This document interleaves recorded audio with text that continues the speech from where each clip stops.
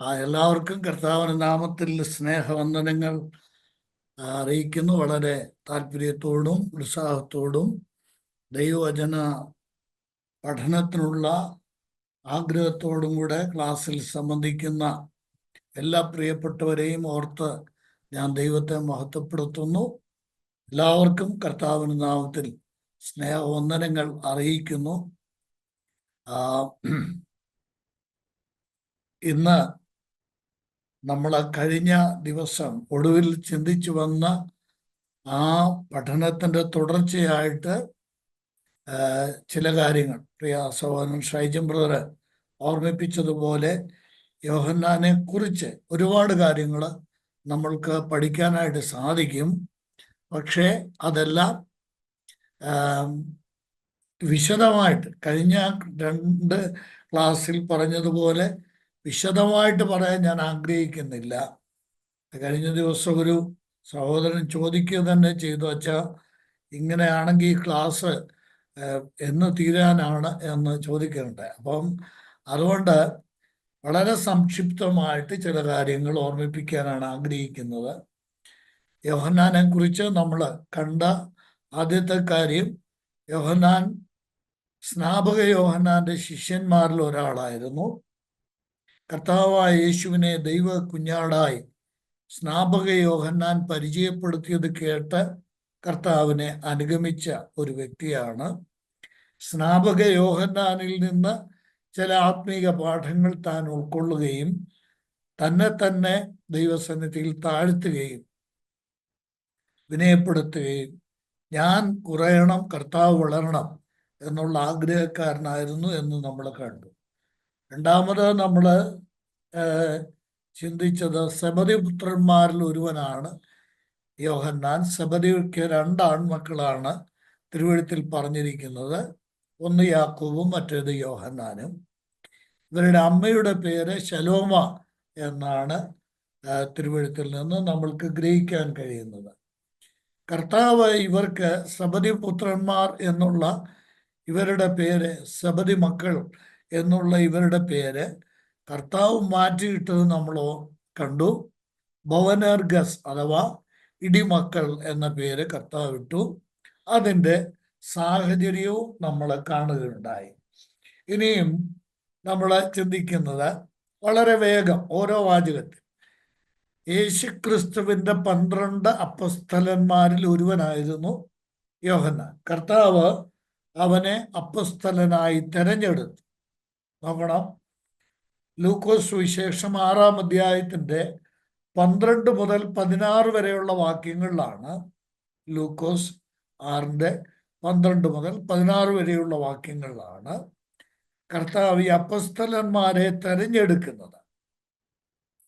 നമ്മൾക്ക് അത്ഭുതകരമായിട്ടുള്ള ഒരു കാര്യം, നമ്മൾ റോമാലേഖനത്തിൻ്റെ ഒക്കെ ക്ലാസ് പഠിക്കുമ്പോൾ ചിന്തിച്ചിട്ടുള്ള ഒരു കാര്യമാണ്.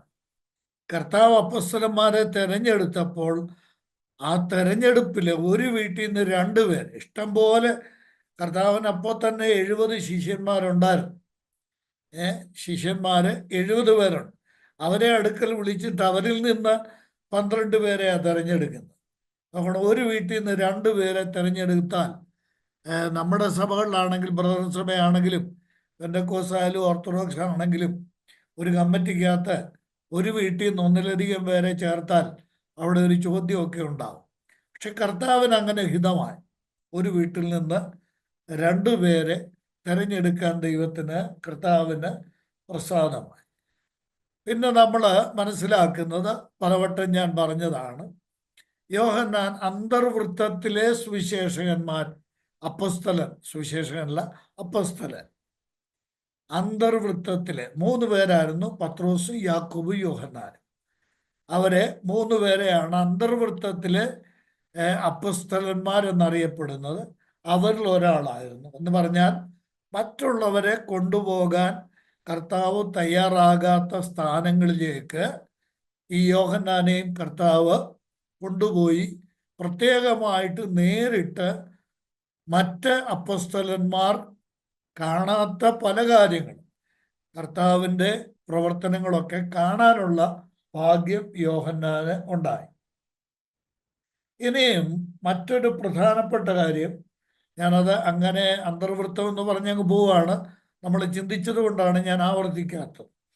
ഇനിയും ഇദ്ദേഹത്തെക്കുറിച്ച് നമ്മൾ ഗ്രഹിക്കേണ്ട മറ്റൊരു കാര്യം, കർത്താവിൻ്റെ ഭൂമിയിലെ ശുശ്രൂഷകൾക്ക് സാക്ഷിയും എന്ന് പറഞ്ഞാൽ പോലെ ദൃക്സാക്ഷിയായിരുന്നു താനെന്ന് അദ്ദേഹം തന്നെ പറയുന്നുണ്ട്. യോഹന്നാന്റെ 1-ാം ലേഖനം, 1 യോഹന്നാൻ 1-ാം അധ്യായം ഓടിച്ചു വായിച്ചു പോവുകയാണ്. 1-ാം അധ്യായത്തിൻ്റെ 1 മുതൽ 4 വരെയുള്ള വാക്യങ്ങളിൽ യോഹന്നാൻ അപ്പോസ്തലൻ തന്നെ പറയുന്നു, താൻ കർത്താവായ യേശു ക്രിസ്തുവിൻ്റെ ഐഹിക ജീവകാലത്തിൽ കർത്താവിനോടുകൂടെ നടന്ന ദൃക്സാക്ഷിയായിരുന്നു, എല്ലാ കാര്യങ്ങളുടെയും ദൃക്സാക്ഷിയായിരുന്നു. എന്താ 1 മുതൽ 4 വരെ ഒന്ന് നോക്കിപ്പോ. ആദ്യം കാണുന്നത്, ഞാൻ തന്നെ പറഞ്ഞു പോകാമേ, വായിപ്പിച്ചിട്ട് പറയാനുള്ള സമയം വിനിയോഗിക്കുന്നില്ല. ഒന്നാമത് താൻ പറയുന്നത് ഞങ്ങൾ കണ്ടതാണ്. 2, സ്വന്തം കണ്ണു. 1 ഞങ്ങൾ കേട്ടതാണ്, നേരിട്ട് കേട്ടു എന്നാണ്. 2-ാമത് സ്വന്തം കണ്ണുകൊണ്ട് കണ്ടതാണ്, ദൃക്സാക്ഷിയാണ്. ഇനിയും ഞങ്ങൾ നോക്കിയതും ഞങ്ങളുടെ കൈ തൊട്ടതും. യേശുക്രിസ്തുവിനെ തൊട്ടറിഞ്ഞ ഒരാളാണ് യോഹന്നാൻ അപ്പോസ്തലൻ. ഞങ്ങളുടെ കൈ തൊട്ടതുമായ ജീവന്റെ വചനം സംബന്ധിച്ച് ജീവൻ പ്രത്യക്ഷമായി. അടുത്ത വാചകം നോക്കിയേ, ഞങ്ങൾ കണ്ടു, സാക്ഷീകരിക്കുകയും പിതാവിനോടുകൂടെ ഇരുന്ന് ഞങ്ങൾക്ക് പ്രത്യക്ഷമായ നിത്യജീവനെ നിങ്ങളോട് അറിയിക്കുകയും ചെയ്യും. ഞങ്ങൾ കണ്ടും കേട്ടുമുള്ളത് നിങ്ങൾക്ക് ഞങ്ങളോട് കൂട്ടായ്മ ഉണ്ടാകേണ്ടതിന് നിങ്ങളോടും അറിയിക്കുന്നു.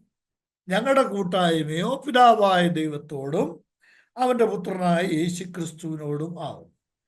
നമ്മുടെ സന്തോഷം പൂർണ്ണമാകുവാൻ ഞങ്ങൾ ഇത് നിങ്ങൾക്ക് എഴുതിയിരിക്കുന്നു.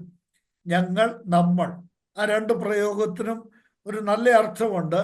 അത് നിങ്ങൾ ചിന്തിക്കുക. ഞങ്ങൾ കണ്ടു, ഞങ്ങൾ കേട്ടു, ഞങ്ങളുടെ കൈ തൊട്ടു, നിങ്ങൾ ഞങ്ങളുമായിട്ട് കൂട്ടായ്മ ഉണ്ടാകേണ്ടതിന് അത് ഞങ്ങൾ നിങ്ങളോട് പറഞ്ഞു. അത് ഞങ്ങൾ നിങ്ങളോട് പറഞ്ഞത് എന്തിനാണ്?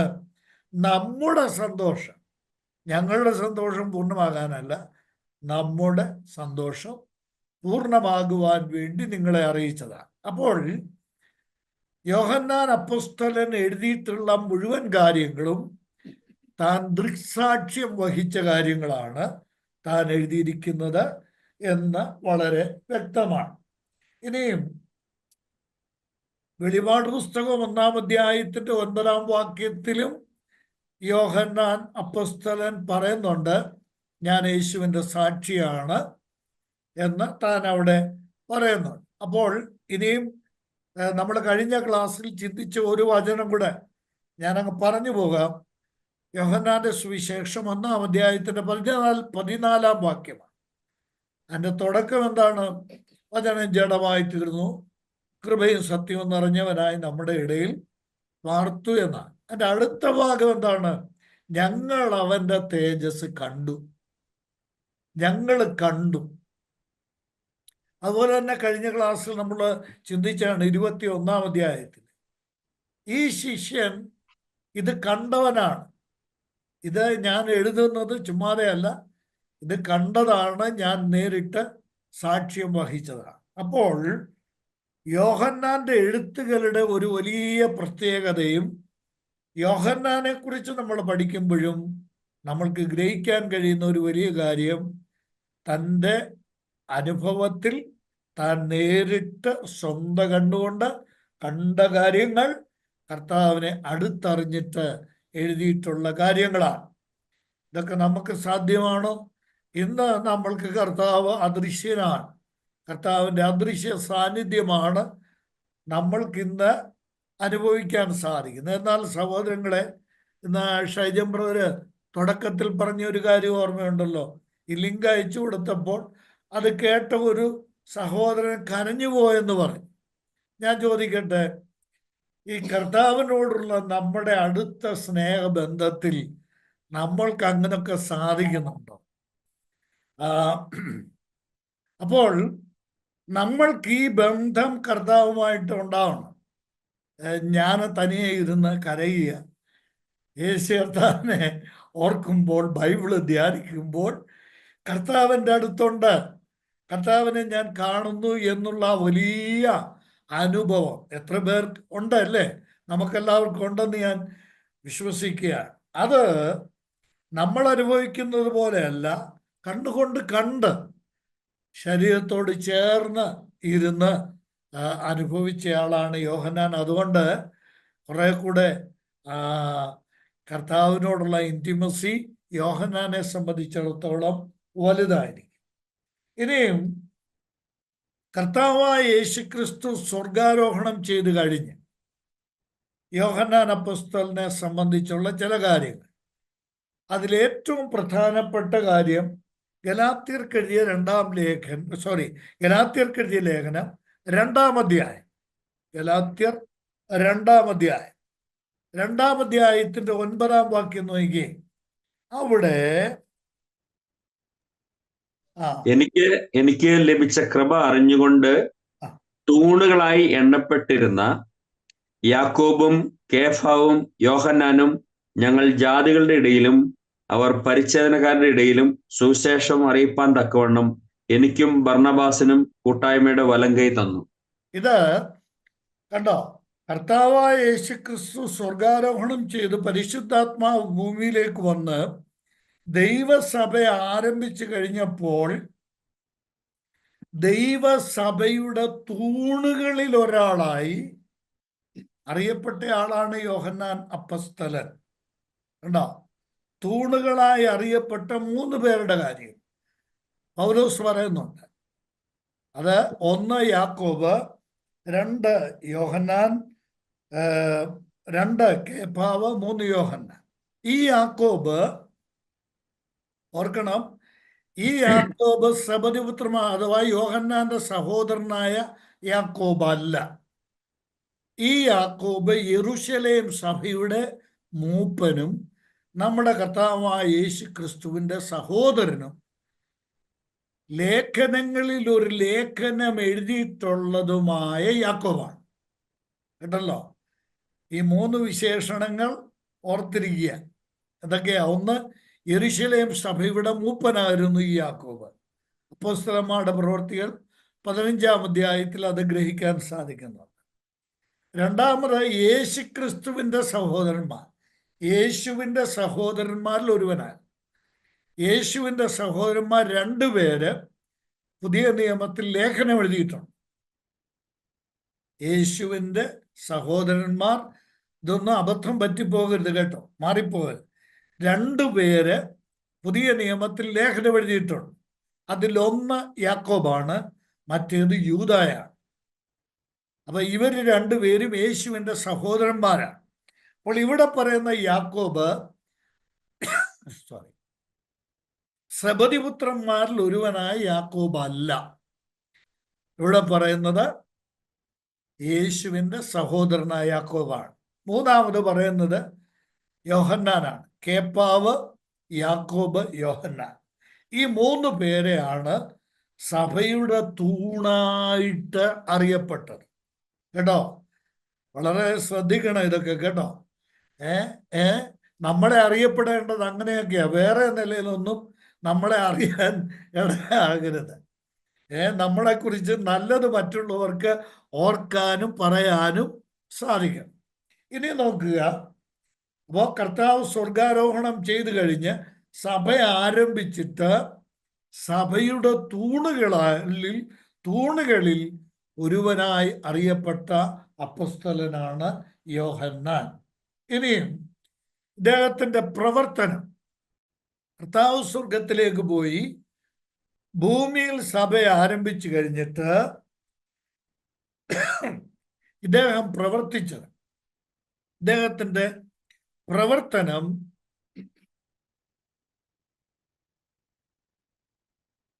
നമ്മൾ അപ്പോസ്തലന്മാരുടെ പ്രവർത്തികളിൽ ചുരുക്കം ചില സ്ഥലങ്ങളിലേ കാണുന്നു. ഞാൻ ആദ്യത്തെ ക്ലാസ്സിൽ അത് പറയുകയുണ്ടായി. ഇദ്ദേഹം പ്രവർത്തിച്ചത് ഒറ്റയാൻ പ്രവർത്തനമായിരുന്നില്ല, താൻ തനിയെ ആയിരുന്നില്ല പ്രവർത്തിച്ചിരുന്നത്. അത് അപ്പസ്തലന്മാരെല്ലാവരും കർത്താവ് പറഞ്ഞ മാതൃക പാലിച്ചാണ് അവരുടെ പ്രവർത്തനങ്ങളെന്ന് പുതിയ നിയമം പഠിച്ചാൽ നമ്മൾക്ക് മനസ്സിലാകും. കർത്താവ് അയച്ചത് ഈ രണ്ടായിട്ടാണ്, രണ്ടുപേരെ വീതമാണ് കർത്താവ് അയച്ചത്. നമ്മൾ വായിച്ചാൽ ഒട്ടുമിക്ക വേദഭാഗങ്ങളിലും ഒറ്റയ്ക്കുള്ള പ്രവർത്തനമല്ല തിരുവെഴുത്തിൽ കാണുന്നത്. ചിലർക്ക് ഈ ഒറ്റയാൻ പ്രവർത്തനമാണ് ഇഷ്ടം. അതത്ര വേദാനുസൃതം ഉള്ളതല്ല. അത് കൃത്യമായിട്ട് നമ്മൾ മനസ്സിലാക്കണം. നോക്കണം, ഞാൻ പറയട്ടെ, കർത്താവ് പോയി, കർത്താവ് സ്വർഗാരോഹണം ചെയ്തു. ഇനി അപ്പോസ്തലിക കാലം ആരംഭിച്ചു, സഭായുഗം ആരംഭിച്ചു കഴിഞ്ഞിട്ട് ശൗല് പോയത് ഒറ്റയ്ക്കല്ല. തൻ്റെ പ്രവർത്തനത്തിന് പൗലോസ് പോയത്, ആദ്യം താൻ പോയത് ബർന്നബാസിനെ കൂട്ടിയാണ്, പിന്നീട് താൻ പോയത് ശീലാസിനെ കൂട്ടിയാണ്. ഇനി നോക്കുക, ബർന്നബാസും പൗലോസും തമ്മിൽ വാഗ്വാദമുണ്ടായിട്ട് അവർ രണ്ട് ഭാഗത്തേക്ക് പിരിഞ്ഞുപോയി. പിരിഞ്ഞുപോയപ്പോഴും എന്താണ്, ശൗല് അഥവാ പൗലോസ് ശീലാസിനെ കൂട്ടിക്കൊണ്ടുപോയി. ബർന്നബാസ് ഒറ്റയ്ക്കല്ല പോയത്. ബർന്നബാസ് മർക്കോസ് എന്ന് മറുപേരുള്ള യോഹന്നാനെ കൂട്ടിക്കൊണ്ടാണ് പോയത്, മർക്കോസിനെയും കൂട്ടിക്കൊണ്ടാണ് പോയത്. അപ്പോൾ നമ്മൾ എപ്പോഴും ഓർക്കണം, വേദപുസ്തക ശൈലി എന്ന് പറയുന്നത്, അഥവാ പുതിയ നിയമ സഭയുടെ പ്രവർത്തന ശൈലി എന്ന് പറയുന്നത് സംഘടിതമായ യത്നമാണ്, കൂട്ടായ പ്രവർത്തനമാണ്, ഒറ്റയാൻ പ്രവർത്തനങ്ങളല്ല. ഇനിയും യോഹന്നാൻ എങ്ങനെയാണ് പ്രവർത്തിച്ചത്? താൻ ഒറ്റയ്ക്കായിരുന്നില്ല പ്രവർത്തിച്ചത്. നോക്കുക, അത് ചില ഉദാഹരണങ്ങൾ മാത്രം ഞാൻ പറയാം. അപ്പോസ്തലന്മാരുടെ പ്രവൃത്തികൾ 3-ാം അധ്യായത്തിന്റെ 1-ാം വാക്യം, അതൊക്കെ അവിടെയൊക്കെ വലിയ ആത്മീക സത്യങ്ങൾ ഒളിഞ്ഞു കിടപ്പുണ്ട് കേട്ടോ. ഞാൻ അതൊക്കെ പറഞ്ഞെങ്കിൽ, അതൊക്കെ ധ്യാനിച്ചെങ്കിൽ നമ്മുടെ ഈ ക്ലാസ്സിൽ ഒരു പ്രത്യേക നമുക്ക് കൂടുതൽ പ്രയോജനം ഉണ്ടാവുള്ളൂ. സമയലാഭത്തിനു വേണ്ടി ഞാൻ അവയെ ഒഴിവാക്കുകയാണ്. 3-ാം അധ്യായത്തിന്റെ 1-ാം വാക്യം നോക്കിയേ, എന്താ? ഒരിക്കൽ പത്രോസും യോഹന്നാനും 9-ാം മണി നേരം പ്രാർത്ഥനാ സ്ഥലത്ത് ദൈവാലയത്തിലേക്ക് ചെല്ലുമ്പോൾ, കണ്ടോ, ആരൊക്കെ ഒരുമിച്ചാണ്? പത്രോസും യോഹന്നാനും ഒരുമിച്ചാണ് പോയത്, തനിച്ചല്ല. അപ്പോൾ യോഹന്നാന്റെ പ്രവർത്തനം പത്രോസിനോട് കൂടെയായിരുന്നു. ഇനിയും 4-ാം അധ്യായത്തിന്റെ 13-ാം വാക്യം നോക്കിയിട്ട്, അപ്പോസ്തലന്മാരുടെ പ്രവർത്തികൾ, അവർ പത്രോസിന്റെയും യോഹന്നാന്റെയും ധൈര്യം കാണുകയാൽ ഇവർ പഠിപ്പില്ലാത്തവരും സാമാന്യരുമായ മനുഷ്യരെന്ന് ഗ്രഹിക്കാനും ആശ്ചര്യപ്പെട്ടു.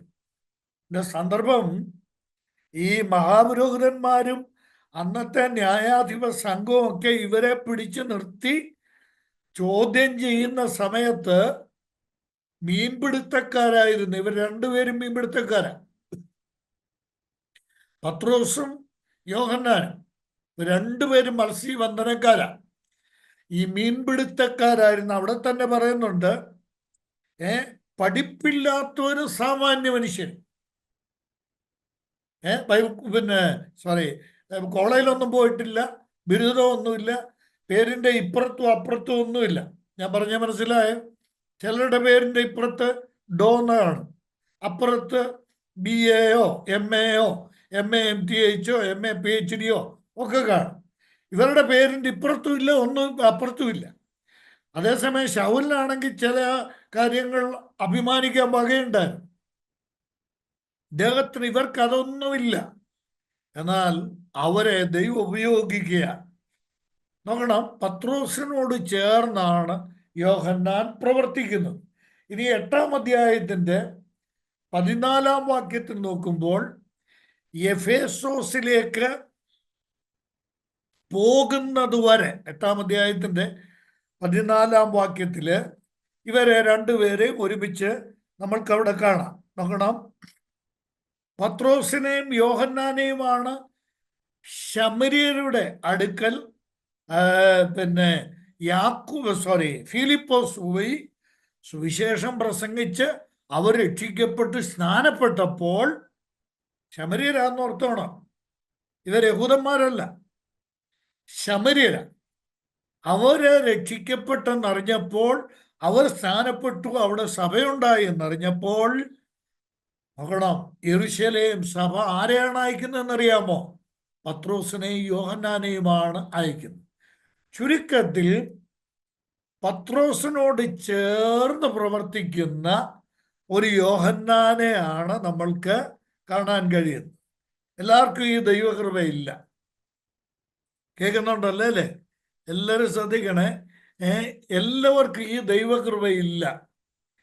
മറ്റുള്ളവരോട് ചേർന്ന് പ്രവർത്തിക്കുക. ഇനി നിങ്ങൾ ഈ ഭാഗങ്ങളൊക്കെ ശ്രദ്ധിച്ചാൽ അറിയാം, ഈ പറയുന്ന വേദഭാഗങ്ങൾ ഒക്കെ ശ്രദ്ധിച്ചാൽ അറിയാം, നന്നായിട്ട് വായിച്ചാൽ മനസ്സിലാവുന്ന ഒരു കാര്യമാണ്. ഇവിടെ ഒന്നും മെയിൻ സ്ട്രീമിൽ യോഹന്നാൻ അല്ല സംസാരിക്കുന്നത്, യോഹന്നാൻ അല്ല പ്രവർത്തിക്കുന്നത്.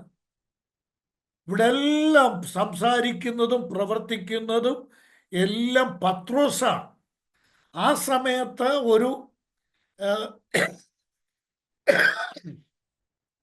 ഒരു നിശബ്ദനായിട്ട്,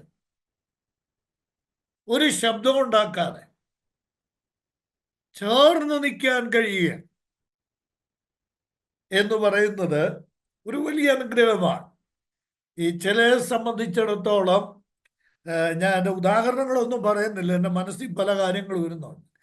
ഈ ചിലർക്ക് ഈ ചേർന്ന് പ്രവർത്തിക്കാനും മൗനമായിരിക്കാനും ചിലർക്ക് കൃപയില്ല. ആ കൃപ എന്നുള്ള വാക്ക് അത്ര യോജിച്ചല്ല അല്ലേ? അത് സാധിക്കുന്നില്ല. കൃപ എന്ന് പറയുന്നത് നല്ല കാര്യത്തിനുള്ള, ഇതൊരു വലിയ കൃപയാണ്. ഏത്? മറ്റുള്ളവർ സംസാരിക്കുമ്പോൾ സ്തോത്രം പറഞ്ഞ് ആമേൻ പറഞ്ഞ് കൂടെ നിൽക്കാൻ, മറ്റുള്ളവർ പ്രവർത്തിക്കുമ്പോൾ അത് കണ്ട് സന്തോഷിക്കാൻ, അസൂയപ്പെടുകയല്ല, എനിക്കത് സാധിക്കുന്നില്ലല്ലോ എന്നോർത്ത് നിരാശപ്പെടുകയല്ല. ഇത് നല്ലൊരു ആത്മീയ മാതൃകയാണ്. ദൈവമക്കൾ ഇത് ഓർക്കണം കേട്ടോ. അത് കർത്താവ് സഹായിക്കട്ടെ. ചിലർക്ക് ഒരു പ്രശ്നം ഉണ്ടാക്കിയില്ലെങ്കിൽ അവർക്ക് സമാധാനം ഉണ്ടാകത്തില്ല. ഏതെങ്കിലും ഒരു നല്ല കാര്യം നടക്കുമ്പോൾ, ഒരു ആത്മീയ ശുശ്രൂഷ ആണെന്നിരിക്കട്ടെ, നടക്കുമ്പോൾ എന്തെങ്കിലും പറഞ്ഞ് ഒരലോസരം ഉണ്ടാക്കിയില്ലെങ്കിൽ അവർക്ക് സമാധാനമില്ല. അതൊരിക്കലും ആത്മീകമല്ല. അതിന് ഏറ്റവും നല്ല മാതൃകയാണ് യോഹന്നാൻ അപ്പോസ്തലൻ. മൗനമായിരിക്കാനും മറ്റുള്ളവർ ശുശ്രൂഷിക്കുമ്പോൾ സ്തോത്രം പറയാനും ആമേൻ പറയാനും പ്രാർത്ഥിക്കാനും മൗനമായി അഥവാ നിശബ്ദമായി അതിനോട് സഹകരിക്കാനുമുള്ള വലിയ കൃപ ഇദ്ദേഹത്തിനുണ്ടായിരുന്നു. എന്നാൽ ഇവർ തമ്മിൽ പിരിയുന്നുണ്ട്. പത്രോസും യോഹന്നാനും തമ്മിൽ പിരിയുന്നുണ്ട്. എന്നാൽ ആ പിരിയുന്നത് ഏതെങ്കിലും ഒരു പ്രശ്നം ഉണ്ടായല്ല. എന്നാൽ ശൗലും ബർന്നബാസും തമ്മിൽ പിരിയുന്ന ഒരു പ്രശ്നമുണ്ടായ, ഒരു വാഗ്വാദമുണ്ടായ, ഉഗ്രവാദമുണ്ടായെന്നാണ് നമ്മൾ വായിക്കുന്നത്. എന്നാൽ ഇവർ തമ്മിൽ പിരിയുന്നത് പ്രവർത്തനത്തിന്റെ അടിസ്ഥാനത്തിലാണ്. നമുക്കറിയാമല്ലോ, യെരൂശലേം ദൈവാലയത്തിന്റെ നാശവും യെരൂശലേം നഗരത്തിന്റെ നാശവും സംഭവിച്ചപ്പോൾ ആ സമയത്ത് ഈ ദൈവസഭയിലെ വിശ്വാസികൾ പല സ്ഥലങ്ങളിലേക്ക്, വിശ്വാസികൾ മാത്രമല്ല നേതൃനിരയിലുള്ളവരും പല സ്ഥലത്തേക്ക് ചിതറിപ്പോയി. അങ്ങനെ ഇദ്ദേഹം പോയി പ്രവർത്തനങ്ങളിൽ നിരതനായത് എഫേസോസിലാണ്. യോഹന്നാൻ അപ്പോസ്തലൻ എഫേസോസിലായിരുന്നു തൻ്റെ പ്രവർത്തനം. താന് അവിടെയുള്ള ആളുകളുമായിട്ട് എന്ന് പറഞ്ഞാൽ എഫേസോസിലുള്ള ആളുകളുമായിട്ടായിരുന്നു തനിക്ക് തഴക്കവും പഴക്കവും ഉണ്ടായിരുന്നതെന്ന് തൻ്റെ ലേഖനങ്ങളിൽ നിന്ന് വ്യക്തമാണ്. 2ഉം 3ഉം ലേഖനങ്ങളിൽ യോഹന്നാൻ വ്യക്തിപരമായി അടുപ്പമുണ്ടായിരുന്നത് എഫേസോസിലുണ്ടായിരുന്ന വിശ്വാസികളാണ്. ഇനി ഞാൻ പറയുന്നത് ശ്രദ്ധിക്കുക. നമ്മുടെ ഈ സുവിശേഷത്തോട് ചേർത്തുള്ള പഠനത്തിൽ വേദപണ്ഡിതന്മാരുടെ അഭിപ്രായം എഫേസോസിലെ താമസത്തിൻ്റെ കാലഘട്ടത്തിലായിരുന്നു യോഹന്നാൻ ഈ സുവിശേഷം എഴുതിയതെന്നാണ്. എഫേസോസിൽ താൻ താമസിക്കുന്ന സമയത്ത്. എന്നാൽ ഇനിയും ശ്രദ്ധിക്കണേ, യോഹന്നാന്റെ ചരിത്രം ഇവിടെ കൊണ്ട് അവസാനിക്കുന്നില്ല. തുടർന്ന് നമ്മൾ ഇദ്ദേഹത്തെ കാണുന്നത് എഫേസോസിൽ നിന്ന് യോഹന്നാനെ പിന്നെ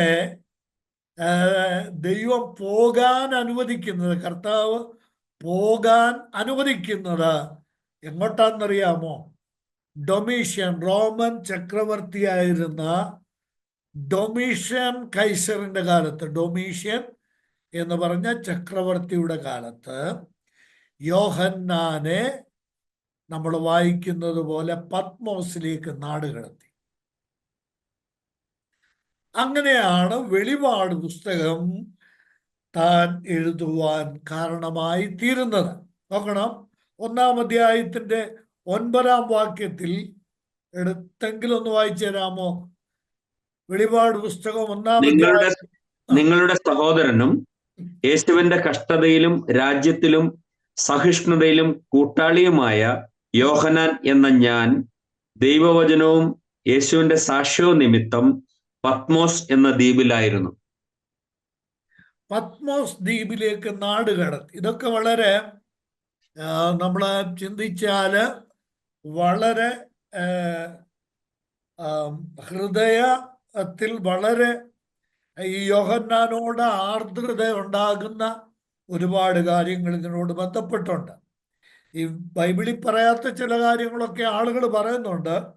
എന്നാൽ അതിനകത്ത് എത്ര കണ്ട് സത്യമുണ്ട്, ചരിത്രപരമായി എത്രമാത്രം അത് ശരിയാണ് എന്നെനിക്ക് അക്കാര്യത്തിൽ സംശയമുണ്ട്. പോകട്ടെ, അത് നമുക്ക് വിഷയമാക്കണം.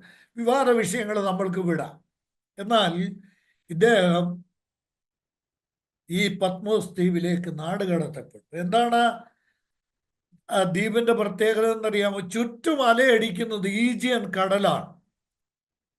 ഈജിയൻ കടലിന്റെ അലമാലകൾ, തിരമാലകളുടെ ശബ്ദം കേട്ട് ഉറങ്ങാൻ പോലും കഴിയാത്ത ചീറിയടിക്കുന്ന തിരമാലകളാണ്. ഈ പ്രദേശത്തിന്റെ ഒരു വലിയ പ്രത്യേകത, പത്മോസിന്റെ ഒരു വലിയ പ്രത്യേകത, ഇത് പാറക്കെട്ടുകൾ കൊണ്ട് നിറഞ്ഞ ഒരു സ്ഥലമായിരുന്നു.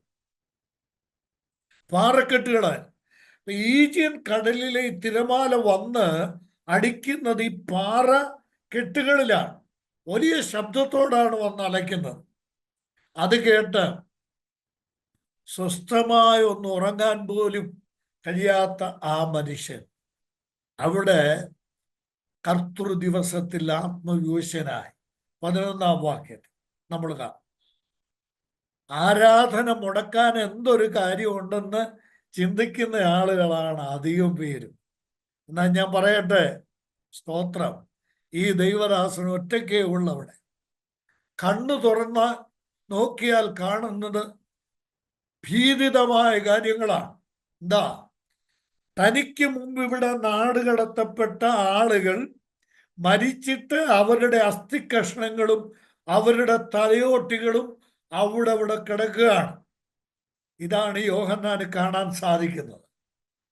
എന്നാൽ ഏറ്റവും ഭയപ്പെടുത്തുന്ന, ഭീതിപ്പെടുത്തുന്ന ആ അന്തരീക്ഷത്തിൽ നോക്കണം, ഈ ദൈവദാസനെ അവിടെ നാടുകടത്തിയപ്പോൾ കർത്താവ് തൻ്റെ ഹൃദയത്തിൽ നൽകിയ ആ പ്രേരണ അനുസരിച്ച് കർത്തൃ ദിവസത്തിൽ അവൻ ആത്മവിവശനായി. ഞാൻ ഒരു വാചകം കൂടെ പറഞ്ഞോട്ടെ. ആദിമ കാലഘട്ടത്തിൽ, ഇപ്പൊ പല സഭകൾക്ക് ഈ തിരുവത്താഴം ഒന്നും ഒരു വിഷയമേ അല്ല. എന്നാൽ ആ കാലഘട്ടത്തിൽ ഞായറാഴ്ചത്തെ ആരാധന തിരുവത്താഴം കൂടാതെ ഒരിക്കലും നടക്കത്തില്ല. അവർ കൂടി വന്നത് തന്നെ കേൾക്കണേ, സഭ കൂടി വന്നത് തന്നെ പ്രസംഗം കേൾക്കാനും പാട്ട് പാടാനും കയ്യടിക്കാനും പിന്നെ അതുപോലെയുള്ള ആത്മീയ കാര്യങ്ങൾ ചെയ്യാനും അല്ലായിരുന്നു അവർ വന്നത്. അവർ കൂടി വന്നത് എന്തിനാണ് അവർ കൂടി വന്നത്? അപ്പോസ്തലന്മാരുടെ പ്രവൃത്തികൾ 20-ാം അധ്യായത്തിന്റെ 7-ാം വാക്യം. അപ്പോസ്തലന്മാരുടെ പ്രവൃത്തികൾ 20-ന്റെ-7 എന്താ? ആഴ്ചയുടെ 1-ാം ദിവസം ഞങ്ങൾ അപ്പം നുറുക്കുവാൻ കൂടി വന്നു. ആരും പടങ്ങരുത്. അടുത്ത ആഴ്ചയിൽ ക്ലാസ്സിന് വേണം, തിങ്കളാഴ്ച കേട്ടോ, മറന്നു പോകരുത്. എല്ലാവരും ക്ലാസ്സിന് വേണം. ഞാൻ എന്താ പറഞ്ഞതെന്നറിയാം? തിരുവത്താഴത്തോടുകൂടെയുള്ള ആരാധനയാണ് ഞായറാഴ്ചത്തെ ആരാധന. അതിനായിരുന്നു അവർ കൂടി വന്നത്. അത് കഴിഞ്ഞ് പ്രസംഗമൊക്കെ നടന്നു അവിടെ. പക്ഷെ അവർ കൂടി വന്നത് എന്തിനു വേണ്ടിയാ? അപ്പം നുറുക്കുവാൻ വേണ്ടിയാണ് കൂടി വന്നത്. അപ്പം നുറുക്കുവാൻ കൂടി വന്നപ്പോൾ അവിടെ പാട്ടുണ്ടായിരുന്നു, പിന്നെ സ്തോത്രം ഉണ്ടായിരുന്നു, സ്തുതി ഉണ്ടായിരുന്നു, വചന ശുശ്രൂഷ ഉണ്ടായിരുന്നു, ഇതെല്ലാം ഉണ്ടായിരുന്നു. ഞാൻ പറയാൻ വന്നത്, ഈ കർത്തൃ ദിവസം എന്താ? ഇത് ഞായറാഴ്ചയാണ്. ഞാൻ നേരത്തെ തെളിയിച്ചിട്ടുണ്ടല്ലോ, ഞായറാഴ്ചയാണ് ഈ കർത്തൃ ദിവസം എന്ന് പറയുന്നത്. ആ ദിവസം, ദ ലോർഡ്സ് ഡേ, കർത്താവിൻ്റെ ദിവസം, കർത്താവിൻ്റെ അല്ല, കർത്തൃ ദിവസം. കർത്താവിൻ്റെ ദിവസവും കർത്തൃ ദിവസവും തമ്മിൽ വ്യത്യാസം. അപ്പം ഞാനിപ്പം അങ്ങനെ അങ്ങ് പറഞ്ഞു പോവുകയാണ്. കർത്തൃ ദിവസത്തിൽ അപ്പം നുറുക്കലോടുകൂടെ വേണം, അപ്പം നുറുക്കി വേണം ആരാധിക്കാൻ. എന്നാൽ പത്മോസിൽ അപ്പം നുറുക്കാൻ എങ്ങനെ കഴിയും? ആരാ അവിടെ മേശ ഒരുക്കാൻ? ആരുമില്ല. പക്ഷേ ആ ദൈവദാസൻ മുട്ടയിൽ നിന്നു. സ്തോത്രം. ഞാൻ ഇതൊക്കെ ഒരുപാട് ചിന്തിക്കുകയും ഞാൻ പങ്കുവയ്ക്കുകയും ചെയ്ത ഒരുപാട് ദൈവമക്കൾ ആശ്വാസം കണ്ടെത്തുകയും ചെയ്ത ചില ചിന്തകൾ ഇവിടെയുണ്ട്. എന്താണെന്നറിയാമോ? യോഹന്നാൻ അവിടെ ചെന്ന് കഴിഞ്ഞപ്പോൾ ഈ തലയോട്ടിയും അസ്ഥിക്കൂടും അതെല്ലാം കണ്ടപ്പോ യോഹന്നാൻ ഇതിനെ നോക്കിയിട്ട്, ഈ അസ്ഥി കഷ്ണങ്ങളെ, ഈ തലയോട്ടിയൊക്കെ നോക്കിയിട്ട് യോഹന്നാൻ അപ്പോസ്തലന്റെ മനസ്സിൽ ഇങ്ങനെ വന്നതാണ്. അല്ലേ? മനുഷ്യരല്ലേ, സ്വാഭാവികമായിട്ട് ഇങ്ങനെ ചിന്തിച്ചാണ്, എൻ്റെ ജീവചരിത്രം ഇവിടെ തീർന്നു. നാളുകൾ ചിലത് കഴിയുമ്പോൾ ഈ തലയോട്ടുകളിൽ ഒന്നായിട്ട് എൻ്റെ തലയോട്ടി മാറും. ചില നാളുകൾ കഴിയുമ്പോൾ ഈ അസ്ഥിക്കൂടങ്ങളിൽ, അസ്ഥി കഷ്ണങ്ങളിൽ ഒന്നായിട്ട് എൻ്റെ ശരീരത്തിലെ അസ്ഥികളും മാറും. എൻ്റെ ചരിത്രം ഇവിടെ പൂർത്തിയായി. ഇതായിരിക്കും യോഹന്നാൻ അപ്പോസ്തലൻ ചിന്തിച്ചത്. എന്നാൽ കർത്താവ് അവനോട് പറഞ്ഞ എന്താണെന്നറിയാം? നിന്റെ ചരിത്രം തീർന്നില്ലേ യോഹന്നാനെ? എന്താ പറഞ്ഞത്? ആദ്യം കർത്താവ് അവനോട് പറയുന്നത് എഴുതുക എന്നാണ് കർത്താവ് അവനോട് പറയുന്നത്. മനസ്സിലായോ? എഴുതുക. ഈ യോഹന്നാന്റെ ഈ വെളിപാട് പുസ്തകം നിങ്ങൾ വായിച്ചാൽ ആവർത്തിച്ചു പറയുന്ന ഒരു വാക്കാണ് ഏത്? കർത്താവ് അവനോട് പറയുന്ന വാക്കാണ് ഏത്? എഴുതുക. നിന്റെ ജീവചരിത്രം എഴുതി പൂർത്തിയാക്കിയിട്ടില്ല. നിന്റെ ജീവചരിത്രത്തോട് ചില പുതിയ അധ്യായങ്ങൾ കൂടെ എഴുതി ചേർക്കുവാൻ ഞാൻ ആഗ്രഹിക്കുകയാണ്. അതുകൊണ്ട് യോഹന്നാനെ, നീ ഇവിടെ തീരുകയില്ല. നിനക്ക് നിന്റെ ജീവചരിത്രം ഇനി തുടരും. ഇന്ന് ക്ലാസ്സിൽ സംബന്ധിക്കുന്ന പ്രിയപ്പെട്ടവരോട് ഒരു ആത്മീയ ആലോചന എന്ന പോലെ ഞാൻ പറയട്ടെ, ചിലപ്പോഴൊക്കെ നമ്മളും ചിന്തിച്ചിട്ടില്ല, ഇങ്ങനൊക്കെ തീർന്നു, ഇനി മുന്നോട്ട് പോകാൻ പറ്റില്ല, ഇവിടെ അവസാനിച്ചു. എന്നാൽ ദൈവം ഒരിക്കലും നമ്മളെ അതിന് കൈവിടുകയില്ല കേട്ടോ, അതിന് ഏൽപ്പിച്ചു കൊടുക്കുകയില്ല. ഇന്ന് നിരാശയോടുകൂടെ ഈ ക്ലാസ്സിൽ പങ്കെടുക്കുന്ന ആരെങ്കിലും ഉണ്ടെങ്കിൽ അവരോട് ഞാൻ പറയാണ്, യോഹന്നാനോടുള്ള കർത്താവിൻ്റെ ആലോചന നിങ്ങളോടും കൂടെ ഉള്ളതാണ്. നിങ്ങളുടെ ജീവചരിത്രം തുറന്നിട്ടില്ല. കർത്താവ് വലിയവനാണ്. ചില പുതിയ അധ്യായങ്ങൾ എഴുതി ചേർക്കാൻ കർത്താവ് ആഗ്രഹിക്കും. അവിടെ യോഹന്നാൻ അപ്പോസ്തലൻ ഈ പത്മോസിലെത്തുകയാണ്. ആദ്യം അവൻ കണ്ടത് കർത്താവിനെയാണ്. ഞാൻ അത്രയും മാത്രമേ പറയുന്നുള്ളൂ. കർത്താവിനെ കണ്ട ആ കാഴ്ചയുണ്ടല്ലോ, അതൊരു അത്ഭുതകരമായ കാഴ്ചയാണ്. പണ്ട് ചില വർഷങ്ങൾക്ക് മുമ്പ് ഈ യോഹന്നാൻ യേശുവിൻ്റെ മാറിൽ ചാരി ഇരുന്നിട്ട് ആ മുഖത്തോട്ട് നോക്കിയ ആളാണ് കേട്ടോ. യോഹന്നാൻ യേശുവിൻ്റെ മാറിൽ ചാരി ഇരുന്നിട്ട് ആ മുഖത്ത് നോക്കി യേശുവിനെ കൺകുളിർക്ക കണ്ടവനാണ്. പക്ഷെ ഇപ്പോൾ പത്മോസി ദ്വീപിൽ യോഹന്നാൻ കാണുന്നത് ആ യേശുവിനെ അല്ല. പണ്ട് താൻ കണ്ട യേശുവിനെ അല്ല യോഹന്നാൻ കാണും. ഒരു വാചകൻ ഈ ദൈവവചനം കൂടുതൽ പഠിക്കുകയും മറ്റുള്ളവരോട് ഷെയർ ചെയ്യുകയും ചെയ്യുന്ന പ്രിയപ്പെട്ടവരോട് ഞാൻ ഒരു പ്രത്യേക കാര്യം ഓർമ്മിപ്പിക്കട്ടെ. യോഹന്നാൻ അന്ന് കണ്ടത് ലോകത്തിൽ പ്രത്യക്ഷപ്പെട്ട് ലോകത്തിൽ ജീവിച്ച യേശുവിനെയാണ്. എന്ന് കണ്ടത് യോഹന്നാൻ 13 കണ്ടത് ലോകത്തിൽ ജീവിച്ച യേശുവിനെയാണ്. എന്നാൽ വെളിപാട് പുസ്തകത്തിൽ യോഹന്നാൻ കണ്ടത് ലോകത്തിലെ യേശുവിനെ അല്ല, സഭയിലെ യേശുവിനെയാണ്. കേട്ടോ, ലോകത്തിലെ യേശുവും സഭയിലെ യേശുവും തമ്മിൽ വലിയ വ്യത്യാസമുണ്ട്.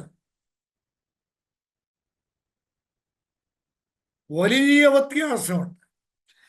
അന്ന് ലോകത്തിൽ പ്രത്യക്ഷപ്പെട്ട് ജീവിച്ച യേശുവിൻ്റെ മാറിൽ യോഹന്നാന് ചാരാൻ പറ്റുമായിരുന്നു. ഞാൻ പറയുന്നത് മനസ്സിലാകുന്നുണ്ടോ? ആ മാറിൽ യോഹന്നാന് ചാരാൻ പറ്റുമായിരുന്നു. പക്ഷേ ഈ യേശുവിനെ കണ്ടപ്പോൾ എന്താ, മരിച്ചവനെ പോലെ ആ കാൽക്കൽ വീണു. വ്യത്യാസം കണ്ടോ? ഇതാണ് സഭയിലെ യേശു. ഞാൻ ഓരോ ഇതിൻ്റെ അംഗപ്രത്യംഗ വർണ്ണന ഇവിടെ ഉണ്ട്. മുടി എങ്ങനെയാണ്, തല എങ്ങനെയാണ്, മുഖം എങ്ങനെയാണ്, കൈ എങ്ങനെയാണ്, കാലെങ്ങനെയാണ്, മാറെങ്ങനെയാണ്, ഇതെല്ലാം ഇവിടെ പറയുന്നുണ്ട്. നിങ്ങളൊന്ന് വായിച്ചു നോക്കിക്കേ. ഞാൻ ചോദിക്കട്ടെ, ഇന്ന് അനേകർ കാണുന്ന യേശു മഹത്വധാരിയായ യേശുവിനെ അല്ല. രക്ഷിക്കപ്പെട്ട അനേകർ കാണുന്നത് ലോകത്തിൽ ജീവിച്ച യേശുവിനെ ഇന്നും കണ്ടോണ്ടിരിക്കുന്നത് കേട്ടോ. അല്ല, രക്ഷിക്കപ്പെട്ട ദൈവവൈതലിന് യേശുക്രിസ്തുവിൻ്റെ വെളിപാട്, യേശുവിൻ്റെ ദർശനം വ്യത്യസ്തമാണ്. മറന്നുപോകരുത്. അവനെ കണ്ടിട്ട് ഞാൻ മരിച്ചവനെ പോലെ അവൻ്റെ കാൽക്കൽ വീണു. അടുത്തെഴുതിയിരിക്കുന്നത് എന്താണെന്നറിയാമോ? അവൻ്റെ വലം കൈ എൻ്റെ മേൽ വെച്ചു. ഞാൻ മരിച്ചവനായിരുന്നു, എന്നാൽ ഇതാ ജീവിച്ചിരിക്കുന്നു. ഞാൻ പറഞ്ഞ് അവസാനിപ്പിക്കട്ടെ. ആ ഭാഗം ഞാൻ പറഞ്ഞ് അവസാനിപ്പിക്കട്ടെ. ഈ യോഹന്നാൻ കർത്താവായ യേശുവിനെ വ്യത്യസ്തമായ ഒരു വീക്ഷണ കോണത്തിലൂടെ കാണുകയാണ്. എവിടെ ചെന്നപ്പോൾ? പത്മോസ് ദ്വീപിൽ ചെന്നപ്പോൾ കാണുന്നത്. ഇവിടെ എൻ്റെ ജീവചരിത്രം അവസാനിച്ചു എന്ന് വിചാരിച്ചവനോട് 1-ാം അധ്യായം 1, 2, 3 അധ്യായം വെളിപാട് പുസ്തകം 1-ാം അധ്യായം ക്രിസ്തുവിൻ്റെ മഹത്വ ദർശനമാണ്. 1-ാം അധ്യായത്തിൽ കാണും. 2, 3 അധ്യായങ്ങളിൽ കാണുന്നത് സഭായുഗമാണ്. 7 സഭയ്ക്കുള്ള ദൂതാണ്. സഭായുഗം അഥവാ കൃപായുഗം. അതാണ് 2, 3 അധ്യായങ്ങളിൽ കാണും. 4 മുതലുള്ള അധ്യായങ്ങളിൽ എന്താണെന്നറിയാമോ? അയ്യോ, 4-ാം അധ്യായത്തിൽ കഥ മാറുകയാണ്. പത്മോസ് ദ്വീപിൽ കിടന്ന യോഹന്നാൻ ഇപ്പോൾ എങ്ങോട്ട് പോവാന്നറിയാമോ? നോക്കിക്കേ, എന്താ? ഇവിടെ കയറി വരിക, മേലാൽ സംഭവിക്കുവാനുള്ളത് ഞാൻ നിനക്ക് കാണിച്ചു തരാം. ഭൂമി അങ്ങ് എടുത്തു. എങ്ങോട്ട്? എങ്ങോട്ട്? സ്വർഗത്തിലേക്ക്. സ്തോത്രം. ഇതൊക്കെയാണ് നമ്മൾ ധ്യാനിക്കുന്നുണ്ട്. കരച്ചിൽ വരുന്ന ഭാഗങ്ങൾ, സന്തോഷത്തിന്റെ കണ്ണുനീരൊക്കെ വരുന്നത് ഇതാ. ഇവിടെ ഞാൻ അസ്തമിച്ചു എന്ന് വിചാരിച്ച ഈ ദൈവദാസന് സ്വർഗത്തിലേക്ക് എടുക്കാൻ, സ്വർഗത്തിൽ കൊണ്ടുപോകാൻ കർത്താവിന് പ്രസാദമായി. ഇവിടെ കയറി വരിക, മേലാൽ സംഭവിക്കുവാനുള്ള. ഞാൻ ഒരു കാര്യം ഇതിനോട് ചേർത്ത് വെച്ചിട്ട് മുന്നോട്ട് പോകാൻ വിചാരിക്കുക. യോഹന്നാന്റെ സുവിശേഷം 21-ാം അധ്യായം എന്നെടുത്തേ. അവിടെ പത്രോസിനോട് യേശു കർത്താവ് പറയുന്നുണ്ട്, നീ ഇന്ന പോലെ മരിക്കും, നീ വൃദ്ധനാകും, നിന്റെ കൈ കെട്ടും, നിനക്ക് ഇഷ്ടമില്ലാത്ത സ്ഥലത്തേക്ക് കൊണ്ടുപോകും, നിന്നെ കൊല്ലും, രക്തസാക്ഷിയായിട്ട് നീ മരിക്കും. അപ്പൊ പത്രോസ് എങ്ങനെയാണ് മരിക്കുന്നത് എന്ന് കർത്താവ് പത്രോസിനോട് പറഞ്ഞു. ഇല്ലേ? എങ്ങനെയാണ്, എപ്പോഴാണ് മരിക്കുന്നത്? വൃദ്ധനായ ശേഷമേ മരിക്കുകയുള്ളൂ. അതുകൊണ്ടാണ് പത്രോസ് അപ്പോസ്തലന്മാരുടെ പ്രവൃത്തികൾ 12-ാം അധ്യായത്തിൽ ജയിലടച്ചുകൊണ്ട് ഇയാൾ കിടന്ന് ഉറങ്ങിയില്ലേ? പിറ്റേ ദിവസം കൊല്ലാനായിട്ട് ഇട്ടേക്കുകയാണ്. പക്ഷെ പത്രോസ് എന്ത് ചെയ്തു? പത്രോസ് അവിടെ കിടന്ന് ഉറങ്ങി. അതിന്റെ കാരണം എന്താണെന്നറിയാമോ? എന്താ അതിന്റെ കാരണം? ഇതാ, പത്രോസിന് നന്നായിട്ട് അറിയാം പത്രോസ് അന്നേരം മരിക്കത്തില്ല. കാരണം കർത്താവ് പറഞ്ഞു, നീ വൃദ്ധനായ ശേഷമേ മരിക്കുകയുള്ളൂ. കർത്താവിന്റെ വാക്ക് വിശ്വസിക്കണം കേട്ടോ. കർത്താവിന്റെ വചനം വിശ്വസിക്കണം. പത്രോസ് അത് വിശ്വസിച്ചു, അവൻ കിടന്നുറങ്ങി. അപ്പൊ പത്രോസിന്റെ രക്തസാക്ഷിത്വം യേശു ക്രിസ്തു പറഞ്ഞു. അപ്പോഴ് പത്രോസ് യേശുവിനോട് ചോദ്യം ചോദിക്കുന്നുണ്ട്. പത്രോസും ശിമോൻ പത്രോസ് യേശു ക്രിസ്തുമായിട്ട് ഈ സംഭാഷണം നടക്കുമ്പോൾ യോഹന്നാൻ അവിടെ എത്തി. 20-ാം വാക്യം, 21-ന്റെ 20. പത്രോസ് തിരിഞ്ഞ് യേശു പിൻ ചെല്ലുന്നത് കണ്ടു. അപ്പൊ പത്രോസ് ചോദിച്ചു, ഞാൻ ചാകുന്ന വിവരം നീ പറഞ്ഞു, ഞാൻ എങ്ങനെയാ മരിക്കുന്നതെന്ന് നീ പറഞ്ഞു. കർത്താവേ, നിന്നെ കാണിച്ചു കൊടുക്കുന്നവൻ ആരെന്ന് ചോദിച്ചത് ഇവൻ തന്നെ. അവനെ പത്രോസ് കണ്ടിട്ട്,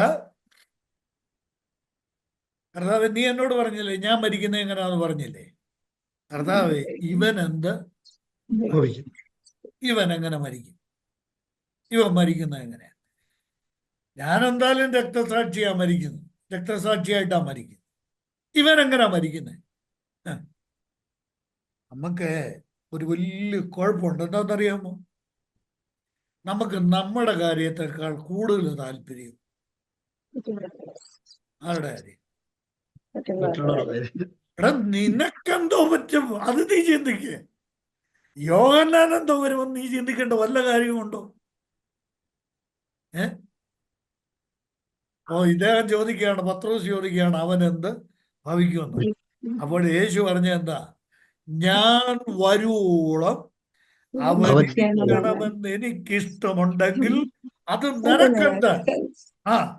നിന്റെ കാര്യം നോക്കടാ. അടുത്ത് പറയുന്നത് എന്താ?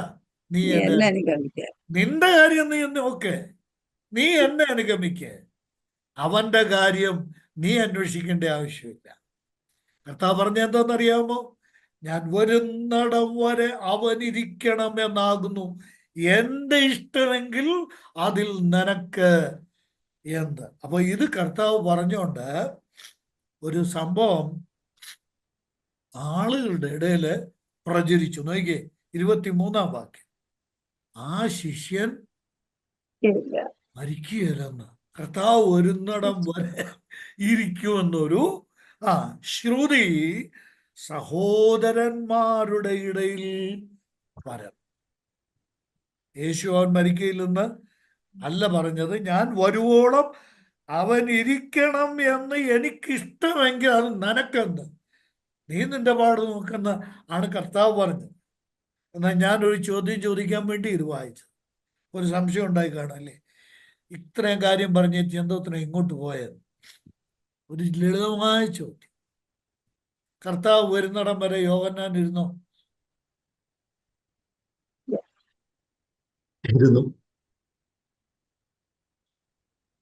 ആലോചിച്ചിട്ട് പറഞ്ഞേ.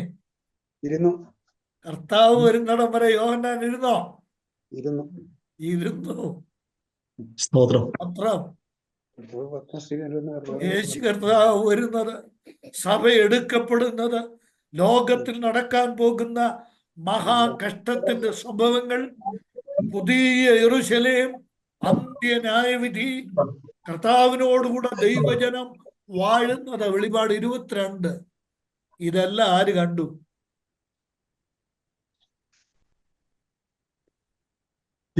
കഥ തീർന്നെന്ന് വിചാരിച്ചവനെ സ്വർഗത്തിലെ കർത്താവ് ഉപയോഗിച്ചത് കണ്ടോ? നമ്മുടെ അന്ധകരണത്തിൽ ഈ കർത്താവിനെ കൂടുതൽ സ്നേഹിക്കാൻ സാധിക്കട്ടെ. പ്രിയപ്പെട്ടവരെ, കർത്താവ് നമ്മളെ അനുഗ്രഹിക്കും. ഇനിയും ഇതാണ് യോഹന്നാൻ അപ്പോസ്തലന്റെ ജീവിതത്തിലെ ഏറ്റവും നിർണായകമായ സംഭവമായിരുന്നു തൻ്റെ പത്മോസിലെ ജീവിത കാലഘട്ടം. അപ്പോൾ വളരെ അത്ഭുതകരമായി എന്ന് പറഞ്ഞാൽ, പുതിയ നിയമ ചരിത്രം അല്ലെങ്കിൽ ബൈബിൾ ചരിത്രം പഠിച്ച ഇത്രമാത്രം ഭാഗ്യം ലഭിച്ച ഒരു അപ്പസ്തലൻ വേറെ ഇല്ല. അതാണ് യോഹന്നാന്റെ മഹത്വം. ഇനിയും ഏറ്റവും ഒടുവിൽ ഞാൻ പ്രധാനപ്പെട്ട ഒരു കാര്യം കൂടെ പറഞ്ഞ് നിർത്താമെന്ന് വിചാരിക്കുക. നമ്മുടെ ക്ലാസ്സിന്റെ സമയം തീരാറായി. ഇത് കൂടാതെ, ഈ സുവിശേഷം കൂടാതെ യോഹന്നാൻ 3 ലേഖനങ്ങൾ എഴുതി. അധ്യായങ്ങൾ അധികമില്ല എങ്കിലും 3 ലേഖനങ്ങൾ എഴുതി. 2ഉം 3ഉം യോഹന്നാനിൽ ഓരോ അധ്യായങ്ങളെ 3 ലേഖനങ്ങൾ എഴുതി. വെളിപാട് പുസ്തകവും തന്നെ കൊണ്ട് എഴുതിപ്പിച്ചു. കർത്താവ് പറഞ്ഞ് എഴുതിപ്പിച്ചതാണ്. അവൻ കണ്ടത് 3ആയിട്ടാണ് വെളിപാട് പുസ്തകം തിരിച്ചിരിക്കുന്നത്. 1 നീ കണ്ടത്, 2 ഇപ്പോഴുള്ളത്, 3 മേലാൽ സംഭവിക്കുവാനുള്ളത്. യോഹന്നാൻ കണ്ടത് 1-ാം അധ്യായം, ഇപ്പോഴുള്ളത് 2ഉം 3ഉം അധ്യായങ്ങൾ, മേലാൽ സംഭവിക്കുവാനുള്ളത് 4 മുതൽ 22 വരെയുള്ള അധ്യായം. ഇതാണ് വെളിപാട് പുസ്തകം. അപ്പോൾ നമ്മൾ പറഞ്ഞ ഒരു കാര്യം ഒന്ന് പറഞ്ഞോട്ടെ. എന്താ? പുതിയ നിയമത്തിലെ 5 പുസ്തകങ്ങളുടെ എഴുത്തുകാരൻ അല്ലേ? ഞാൻ ആദ്യത്തെ ക്ലാസ്സിൽ പറഞ്ഞതാണ്. പഞ്ചഗ്രന്ഥകാരനാണ് യോഹന്നാൻ അപ്പസ്തലൻ, യോഹന്നാൻ സുവിശേഷൻ. ഇനിയും നമ്മുടെ ക്ലാസ് തീരുകയാണ്. ഞാൻ ഈ സുവിശേഷത്തിലേക്ക് കയറുന്നതിന് മുമ്പ് നമ്മൾ മനസ്സിലാക്കേണ്ട ഒരു കാര്യം, യോഹന്നാൻ എന്തിനാണ് ഈ സുവിശേഷം എഴുതിയത്? എന്തിനു വേണ്ടിയാണ് യോഹന്നാൻ ഈ പുസ്തകം എഴുതിയത്, സുവിശേഷം എഴുതിയത്? അതിൻ്റെ ഉദ്ദേശം യോഹന്നാൻ തന്നെ പറയുന്നു അല്ലേ? നമ്മള് സാന്ദർഭികമായിട്ട് വായിച്ചതാണ്. ഏതാ? ഈ പുസ്തകത്തിൽ എഴുതിയിരിക്കുന്നതല്ലാതെ മറ്റനേക അടയാളങ്ങളും യേശുവൻ തന്റെ ശിഷ്യന്മാർക്ക് കാണിക്കുക ചെയ്തു.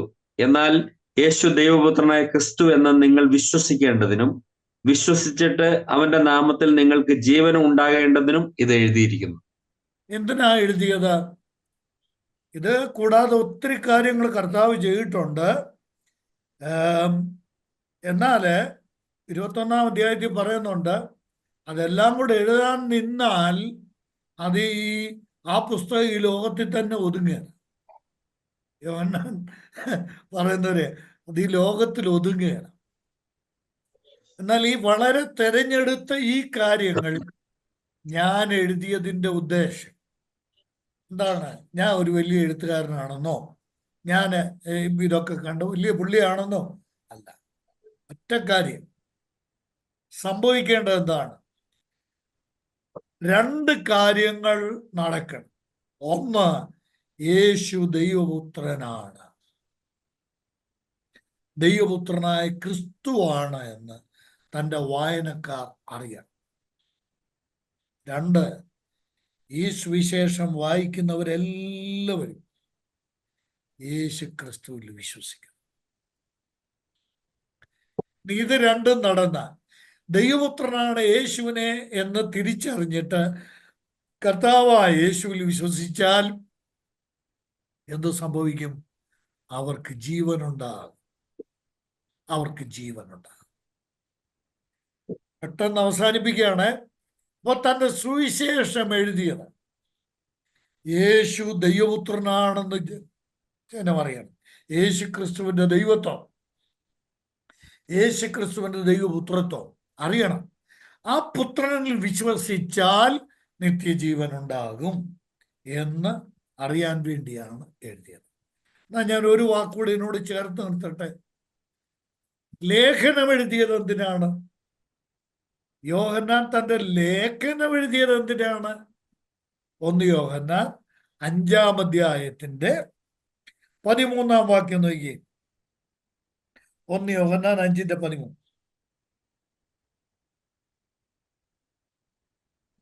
വായിക്കുന്നവർ യേശുവിനെ അറിഞ്ഞിട്ട് നിത്യജീവൻ ഉണ്ടാകാനല്ല, അത് സുവിശേഷത്തിൽ എഴുതിയത്. സുവിശേഷം എഴുതിയത് യേശു ക്രിസ്തു ദൈവപുത്രനാണെന്ന് വിശ്വസിച്ചിട്ട് നിത്യജീവൻ ഉണ്ടാകേണ്ടതിന്. എന്നാൽ ലേഖനം എഴുതിയത് എന്തിനാ? നിത്യജീവൻ ഉണ്ടാകാനല്ല, പിന്നെ ഉണ്ടെന്ന് നിങ്ങൾ അറിയേണ്ടതിന്. സ്തോത്രം.